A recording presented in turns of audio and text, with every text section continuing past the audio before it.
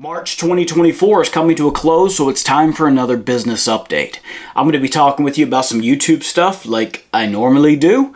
I'm going to show you a custom job that I'm working on now. It's not quite done yet, but I want to show you what I'm doing so far, as well as give you some updates on some products that we will be offering soon. For all that and more, stay tuned.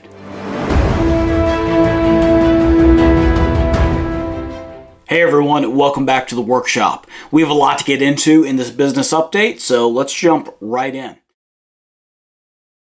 Regarding the YouTube stuff, I did post the part 2 of the calculating the cost of leather.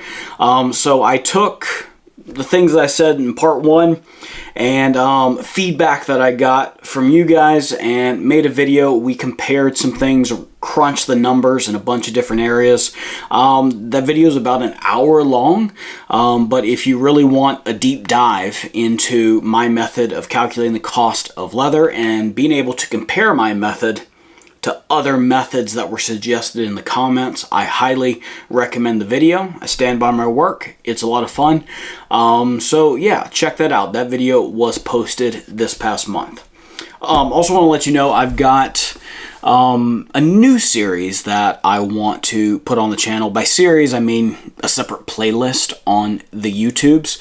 So we've got the business updates like this. We've got the business side. We've got product builds. We've got custom work. Those are all different playlists on the channel.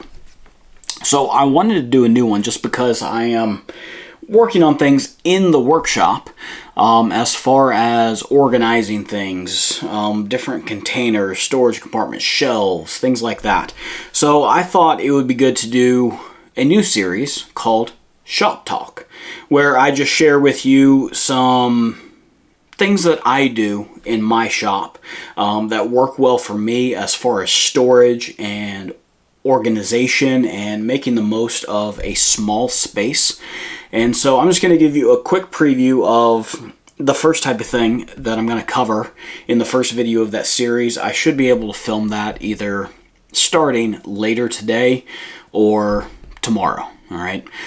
So be looking for that video to drop at some point soon. But anyway, here's a little sneak peek. All right. So these are the majority of the hand tools that I would need to make one of my belts. All right, and I've got them in a block of wood, and I've got several storage items like that. So this new series, hopefully it'll be shorter videos. I don't know. Conciseness is not one of my strengths, but I'm working on that. But yeah, I hope to just take little small chunks and show you, here's some things that I do, here's some things that work for me. And maybe a similar type thing could work for you as you're looking to organize your tools in your workshop. All right, so that's a new series coming up.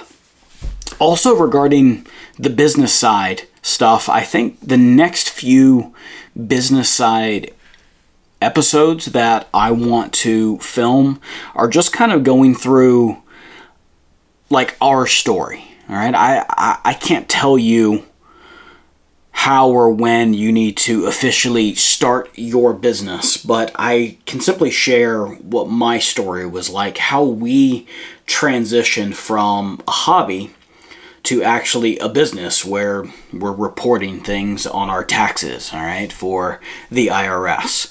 So what was it that caused that transition for us to go from a hobby to a business? And I'll kind of share with you where we got started, as well as some mindset type things. Some of that was hinted at in the calculating cost of leather part 2, as far as your philosophy of business. I know in that video also, as well as some other business side ones, I think in the hand cut versus die cut video, I also talk about business models also. You know, the whole custom work versus production batch type work.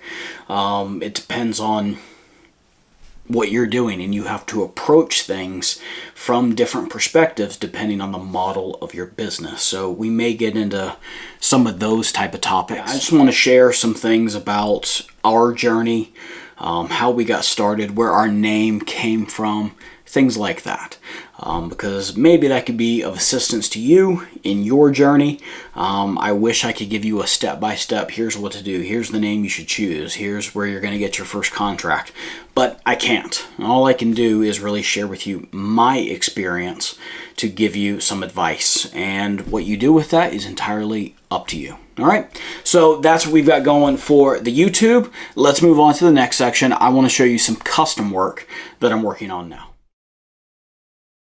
So I recently received a custom work request from a customer that wanted a leather version of this right here. This is the ARC, the Advanced Rip-Away Kit. It is a first aid kit by Refuge Medical Training. Great company based out of Oklahoma. Link in the description below.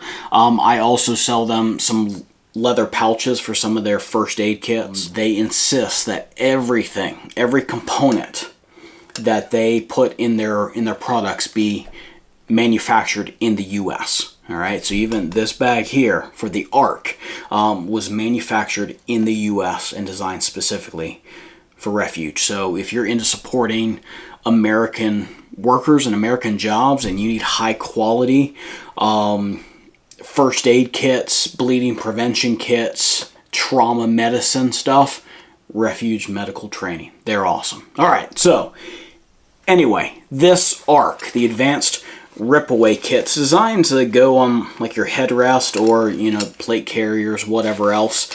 But there's Velcro across the back, and the entire kit itself rips away from whatever this is attached to. All right, so it's got straps, there's MOLLE on the back and other things. So I have been asked to replicate this kit in a leather version, but not the rip-away part. Simply the roll-up pouch part. All right, so there are two large pockets in this kit. Oh, see, made in the USA. All right, that hold different trauma medicine supplies. There is a loop right here. Some trauma shears go in there. There are a couple of loops here also for holding everything, like a Sharpie.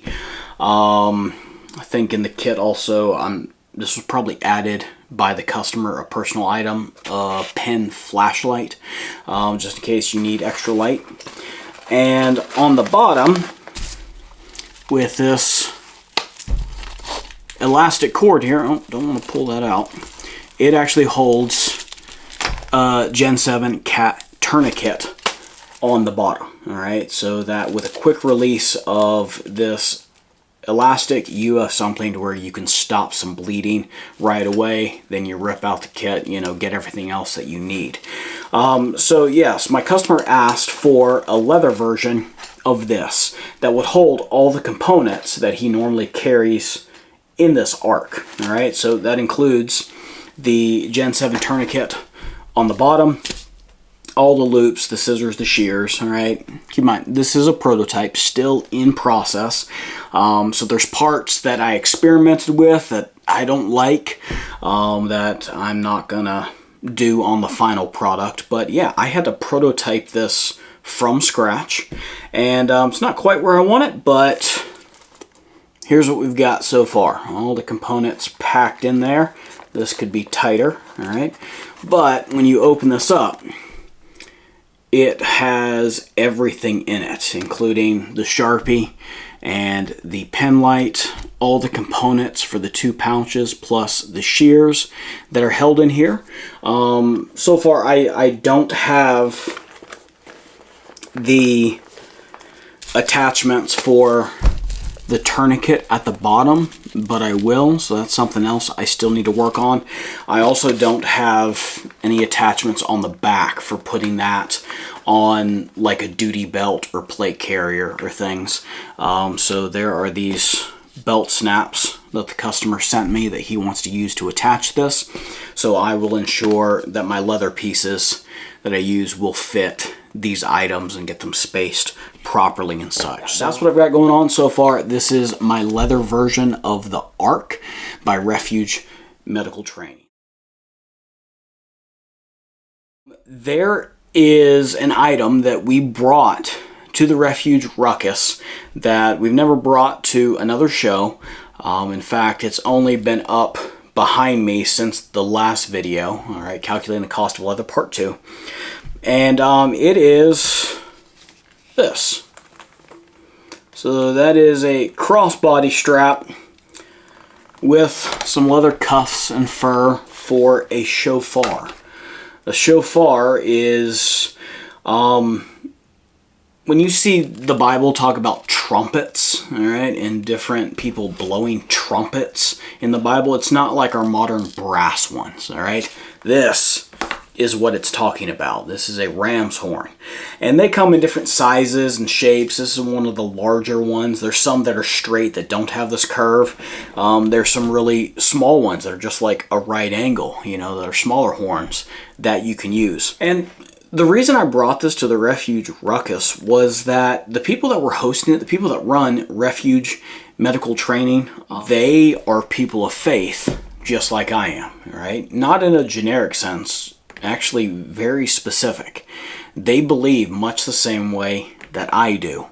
And I don't go into that a lot here on this channel because that's not really the purpose, but brass tacks, we believe in Jesus Christ, all right, for salvation, just like mainstream Christianity, but we also believe that God's law, as given to Moses at Mount Sinai, is still applicable in our lives today, okay? So what that means is the biblical feast days that are described in Leviticus 23 in the Bible, as well as a couple other places, we keep those feasts, all right? We observe those days. One of those days is the Day of Trumpets, where we are commanded to make a loud noise, blow the shofars, all right? And so that happens normally in the September month, sometimes October. That's when that particular day falls.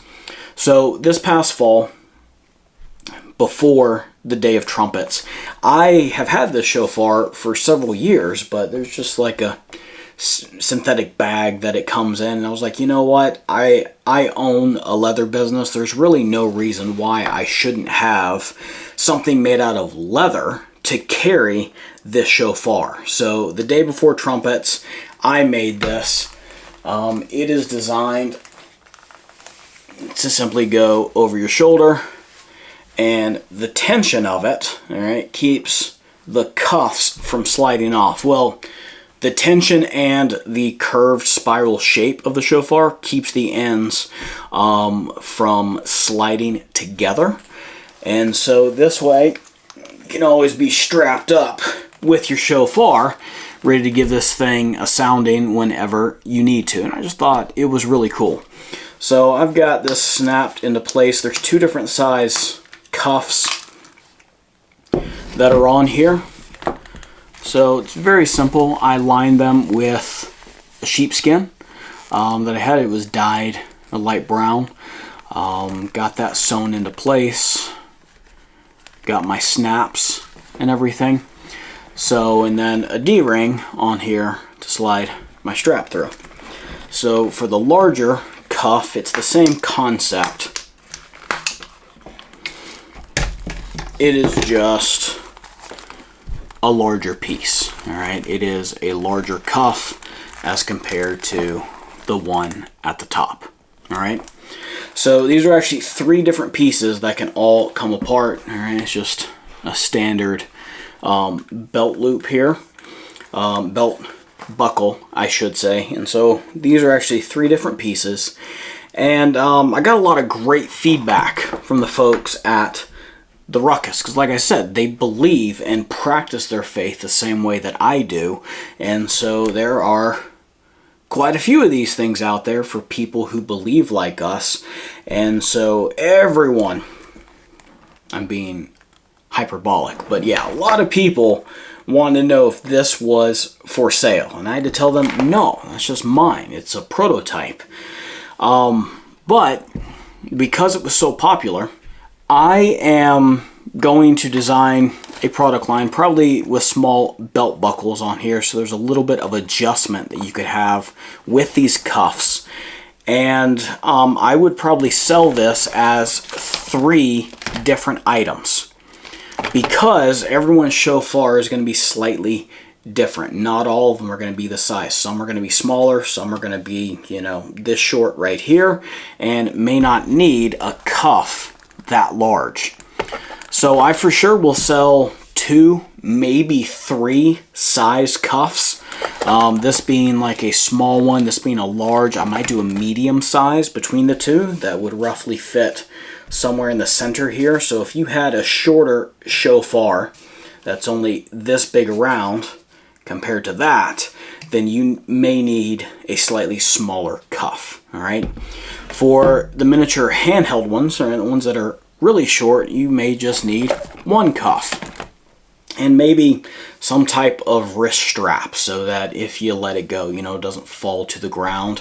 Or perhaps some type of neck lanyard to hang your Shofar there. Then you can bring it up and blow it and let that hang. I want to try to provide several different options for people depending on the size of the Shofar. They can kind of mix and match and pick the different things that they want. So I don't want to limit this, my leather items that apply specifically to my faith and practice to just Shofar things. I have some other ideas, but we're going to wait for another video for that. All right, so that is the first upcoming product. It's actually a product line. My goal is to get this product line finished and available for sale before the next Day of Trumpets, which will be in September. Next item we're going to talk about are the axe and hatchet kits that I'm working on, that I promised and talked about in the last video. I want to give you an update on their status. Regarding the axe and hatchet kits that I am putting together, we are very close to launching those. In fact, I have already bagged up different thread color options, different hardware options to choose from, so that you can make your own custom hatchet or axe sheath. All right. It just uses a few basic pieces of hardware, some thread, and is just a nice custom fitting sheath that works on your axes, works on your hatchets. All right, and there's a lot of customization there. All right, this one I didn't even sew. I just used rivets on it. Kind of had like a golden brown there with the flat black hardware, no stitching at all. And then for this one, I've got like an antique nickel button stud with some black leather, and there's some blue thread. All right. So yeah, just a lot of different options that you can customize some things with that kit. All right. Now it is a DIY, do-it-yourself kit, and it's based off a method that I developed and actually filmed a video about. It's not on my channel. It is on the Leatherverse channel. I was able to collaborate with Daniel Reach. He is a master leather craftsman that works for Weaver, and so he was kind enough to give me a platform to share my method of how to take some scrap, a little bit of hardware, and make a custom fitting axe or hatchet sheath. All right. The reason why I feel it's better to develop a DIY kit and not pre-made stuff is that there are so many different shaped heads for axes and for hatchets. And so for me to offer custom fitting pre-made stuff, I would have to acquire every single possible version of axe or hatchet out there so that I could make a head for it, so I know the proper one to send you. Well, that doesn't seem overly practical from a business standpoint, so I developed a method to where it's very simple. Anyone can follow along step by step with a few pieces of hardware that I'm willing to provide, as well as a panel of leather. You can create any of the sheaths, like what you see here. You can dye it whatever color you want. You could leave it plain. And it works for hatchets, it works for axes, and what I said in that video is that it works for just about everything. So what's the holdup? Well, the holdup is I have another hatchet. All right, it's actually like a little woodsman backpack axe. All right, so it's not really a hatchet, but it is between a hatchet and an axe. Just a felling axe. You carry it on your pack. And look at that. This is a weird shaped head. Okay? Every other axe and hatchet that I have simply just has one angle on the bottom. So let me show you a couple versions here. This and this. Notice just one angle on the bottom. However, this axe has two angles. All right. So because this axe exists, all right, and it's all in the same family. This is a Holtzbrook. So all of these that I've shown you are. My method kind of runs into a snag when you have something shaped like this with two different angles. So if you watch that video that I posted, you'll see that my method tells you to follow and simply extend the angles that you've got, and that's where what you're going to use to crease and fold over to figure out, you know, to get that custom fit. Well, there are two angles at the bottom here. So there's really two possibilities for it. You can either choose to follow this angle out and fold from there, in which case, if you have a sleeve like this, that hatchet or the axe could potentially come out. Like there's not a lot of tension on it. So one option that you could do following that bottom angle is you could do this. Follows my method exactly, except there is an addition of a rivet right here just to pinch that. So that way this isn't going to slide off. All right, you don't want the cover of your axe coming off. All right, but because there are two angles, there is the possibility you could follow this angle here, do the same thing, except your stitch line would go over the front of the blade and underneath. So it'd be kind of a 90-degree angle here. And that looks something like this.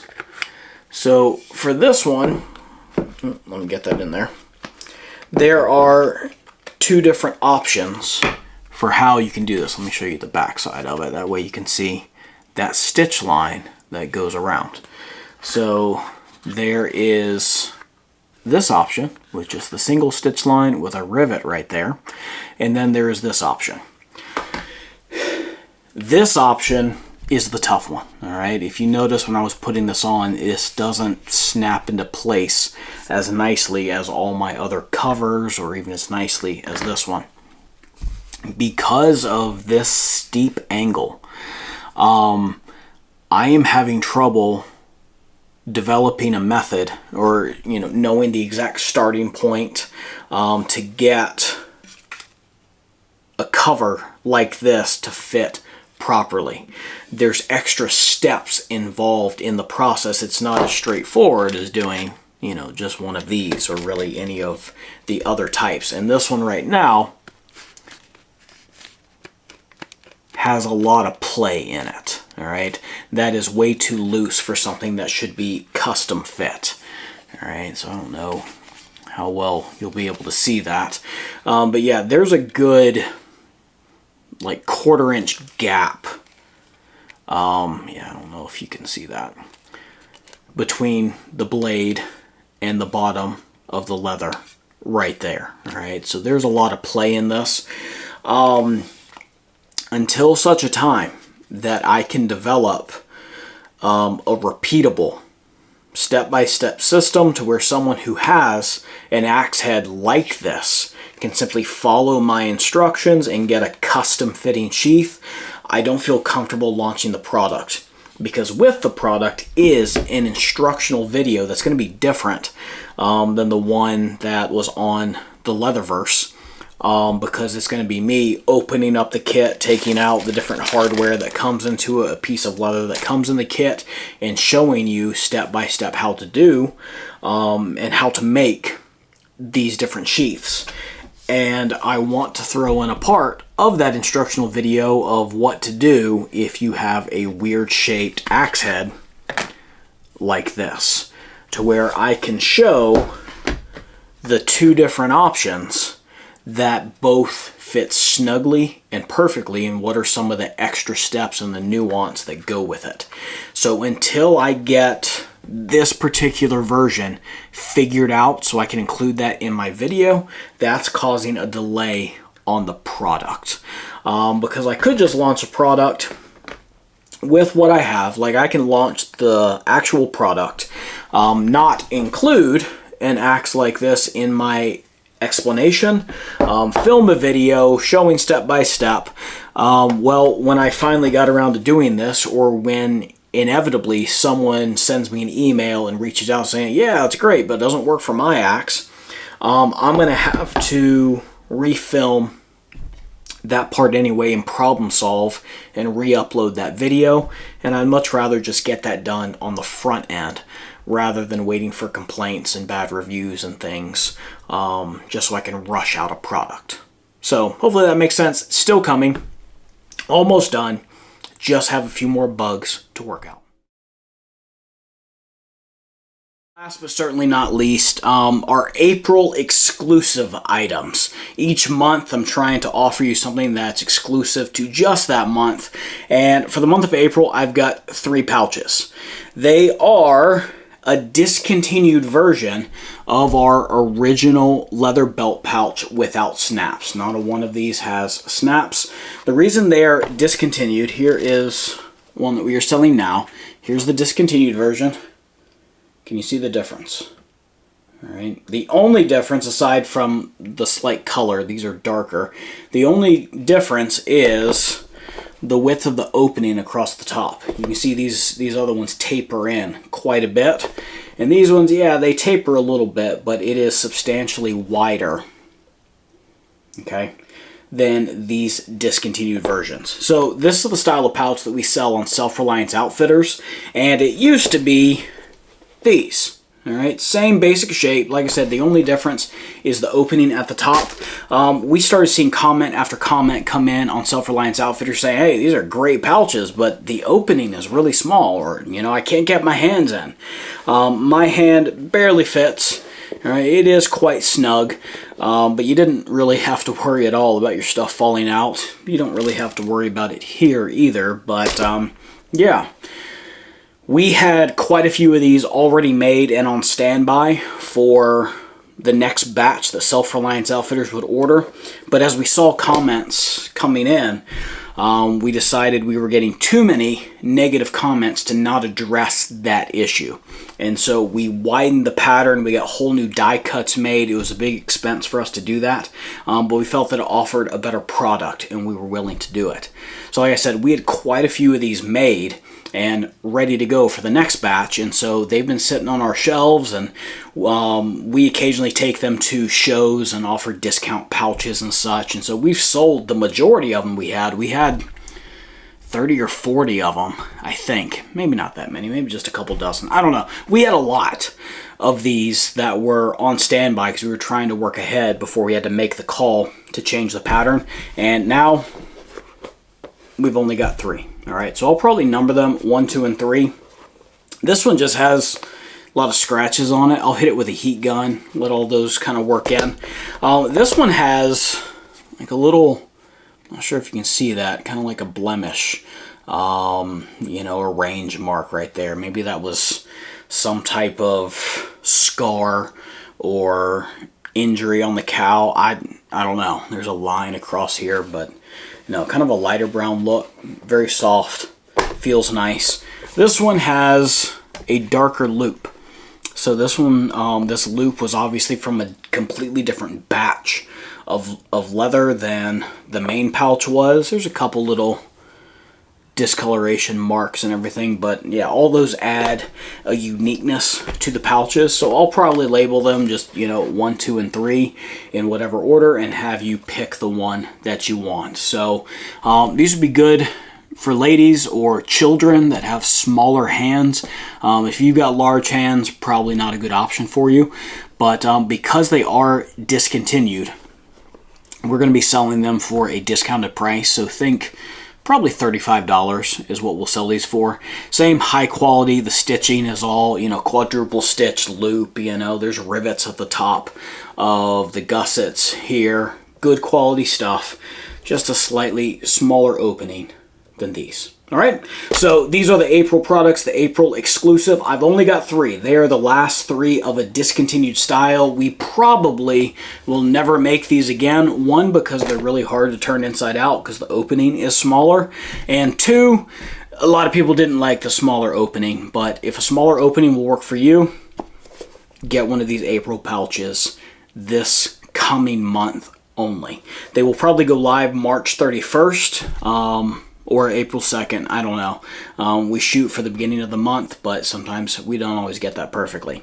Anyway, that's the video for today. Thank you so much for joining me in the workshop for this March 2024 business update. I pray that you're all blessed. Bye now.